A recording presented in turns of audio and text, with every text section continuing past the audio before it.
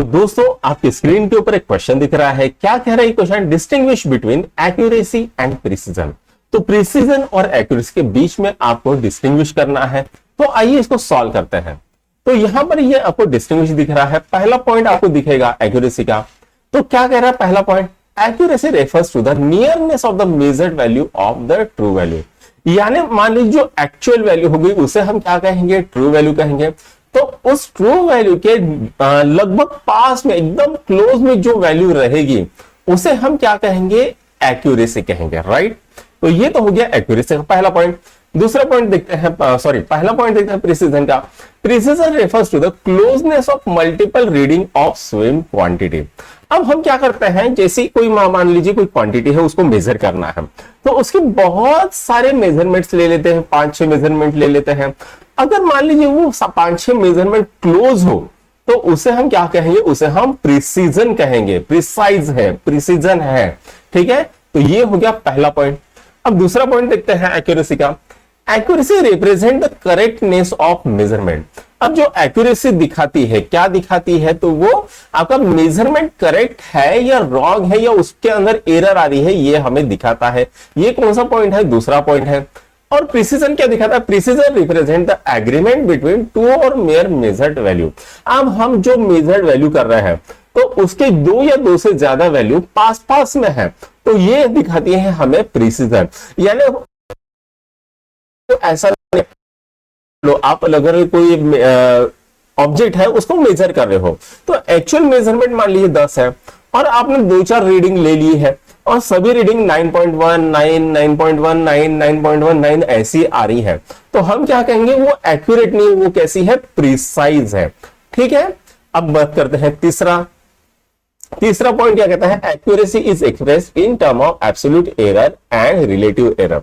अब जो एक्यूरेसी है वो हम किसमें गिनते हैं?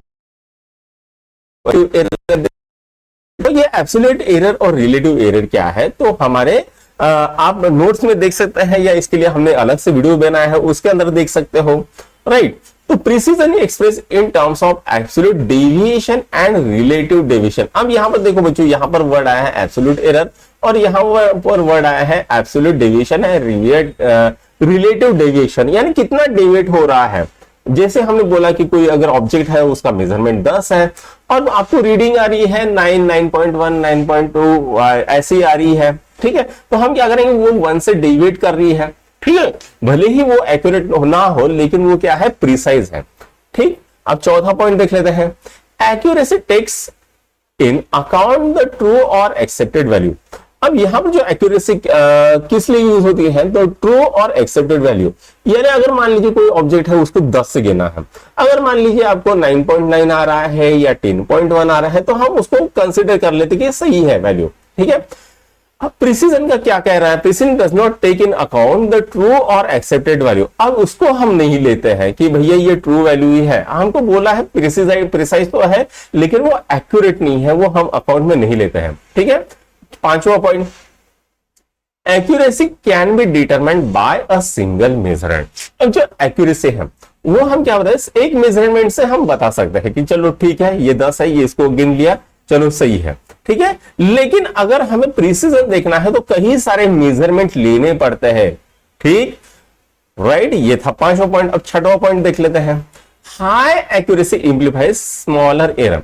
अब यहां पर जैसे मान लीजिए आपके पास कोई डिवाइस है, वो डिवाइस बहुत ज्यादा एक्यूरेट है। इसका क्या मतलब हुआ कि वहां पर जो एरर है बहुत छोटी एरर आ रही है, ठीक है।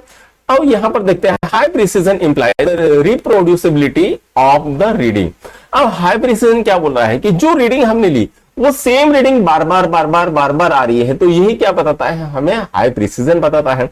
तो ये तो हो गया बच्चों distinguish between accuracy and precision, ठीक है। आपको दिख रहा है? नहीं दिख रहा है? मैं थोड़ा सा हट जाता हूं, अब दिख गया, ठीक है। तो ये इसका डिफरेंस हो गया। तो बच्चों अगर आपको हमारे वीडियोस पसंद आ रहे हैं तो अपने दोस्तों का लाइक, शेयर और सब्सक्राइब जरूर कीजिएगा। Thank you.